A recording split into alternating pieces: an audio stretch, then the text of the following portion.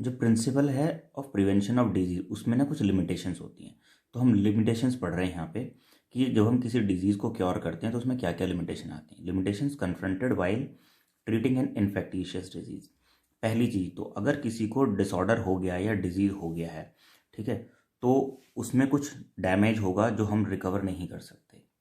Some once someone gets a disease his और her body function gets damage and may not recover completely. जैसे मान लो किसी को polio हो गया है, ठीक है, तो उससे हम पूरी तरह ठीक नहीं कर सकते, थोड़ा बहुत उसमें असर रह जाएगा।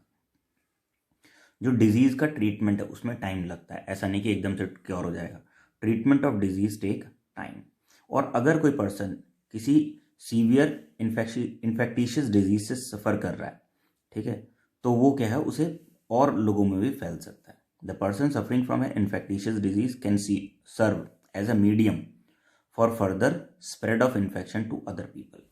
तो क्या लिमिटेशंस में, पहला ये कि पूरा हम उसे ठीक नहीं कर सकते, दूसरा इसमें टाइम लगेगा, और तीसरा लिमिटेशन क्या है कि वो क्योंकि कम्युनिकेबल डिजीज़ है ना, इन्फेक्टिशियस डिजीज़ है, तो एक दूसरे से आगे भी स्प्रेड हो सकता है। तो ये हमारे पास 3 लिमिटेशंस रहते हैं। अब इन चीज़ों को बचाने के लिए जनरल वे ऑफ प्रिवेंशन क्या है, मेनली जो कम्युनिटी स्प्रेड है उसे रोकने के लिए। Avoid exposure to airborne microbes. जो इन्फेक्टेड पर्सन है उसे आइसोलेट करके रखो जिससे कि वो सारे में ना फैला सके।